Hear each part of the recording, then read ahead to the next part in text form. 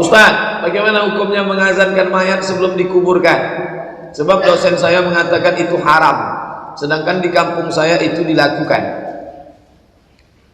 Dosen kamu, dosen bapak, dosen antum yang mengatakan haram ini, dia dalilnya dua saja, Quran hadis. Quran hadis, tak ada di Quran, tak ada di hadis, haram. Mana Qurannya? Mana hadisnya? Tak ada, itu haram. Sedangkan orang yang mengazankan mayat itu, saya tak berani mengharamkan. Saya buka balik kitab mazhab Syafi'i. Ini yang membuatnya siapa? Mazhab Syafi'i. Apa kitabnya? Buka kitab-kitab klasik, saya jumpai, kata dia dalilnya qiyas. Quran, hadis, ijma', qiyas. Apa qiyasnya? Kalau lahirnya diazankan, maka matinya diazankan. Itu dalil mereka qiyas.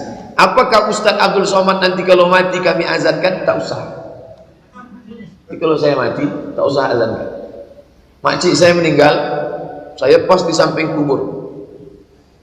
Kak saya ada di situ. Abdul Somad, iya Pak, kami azankan atau tidak? Tak usah azankan. Tapi saya tak menyalahkan orang yang mengazankan, karena dia ikut pendapat ulama. Ulama itu pendapat berdasarkan dalil. Nah, ini tentang masalah bagaimana dalil suatu kaum, dan saya menghormati itu. Tapi kalau tak ada di hadis, tak ada ijma', tak ada qiyas, orang kita saja memandai-mandai, oh itu tak boleh, haram. Ini bukan dia memandai-mandai, ada dalam kitab mazhab Syafi'i, ijtihad ulama. Adakah dalil mengazani orang yang meninggal saat dikuburkan? Saya belum dapat ya. Belum dapat. Mungkin karena keterbatasan pengetahuan saya tidak mengetahui dalil-dalilnya, dan biasanya saya kalau belum dapat saya tidak mengamalkan karena saya belum tahu. Di teman-teman yang tahu, tolong tunjukkan kepada saya supaya nanti saya bisa teliti. Kalau benar, insya Allah saya sampaikan dan mungkin saya amalkan. Kalau kemudian tidak ada dalilnya, maka saran saya lebih baik meninggalkannya daripada mengerjakan sesuatu yang tidak ada tuntunannya. Itu saran saya. Kalau dalil untuk mengazani saat dilahirkan itu masih ada, walaupun ulama beda pendapat, tapi ada dalilnya. Ya, ada dalilnya. Sampai beberapa imam, termasuk misalnya kita tunjukkan ada Imam An-Nawawi, termasuk Ibnu Qayyim Al-Jauziyah, beliau termasuk yang menguatkan pendapat itu. Jadi Nabi SAW pernah mengazani Al-Hasan dan Husain saat dilahirkan. Dan itu masih normal, masih logis. Apa diantara logisnya? Karena fungsi adzan itu bisa mengusir setan. Mengusir setan. Sedangkan sunnah Nabi ketika bayi itu dilahirkan, maka didoakan diantara doanya menjauhkan dia dari setan. Allahumma inni a'udzubika bikalimatika tammah min kulli syaitanin wa hammah. Kan? Min kulli syaitanin wa hammah wa lammatin wa hammah.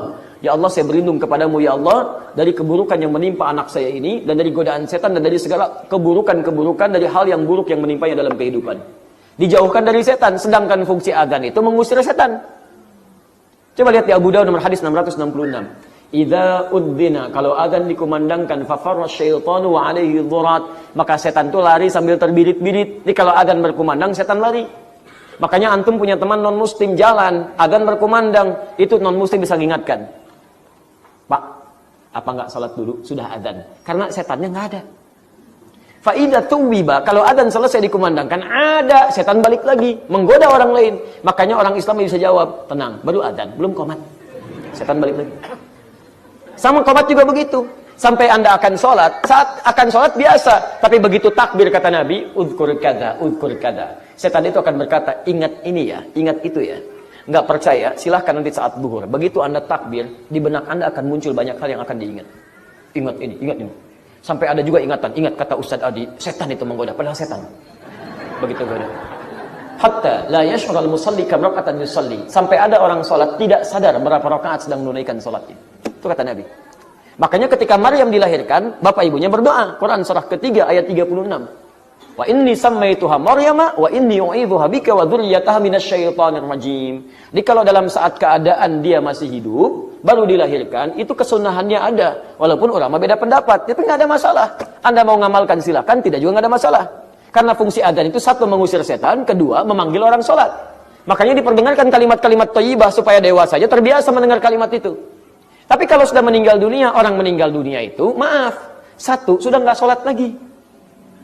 Makanya ketika antum adzan, dia nggak akan dengar untuk sholat. Nggak ada. Yang kedua, setan nggak goda orang meninggal. Nggak ada kerjaan setan godain orang meninggal. Masya Allah, sudah meninggal masih digoda juga.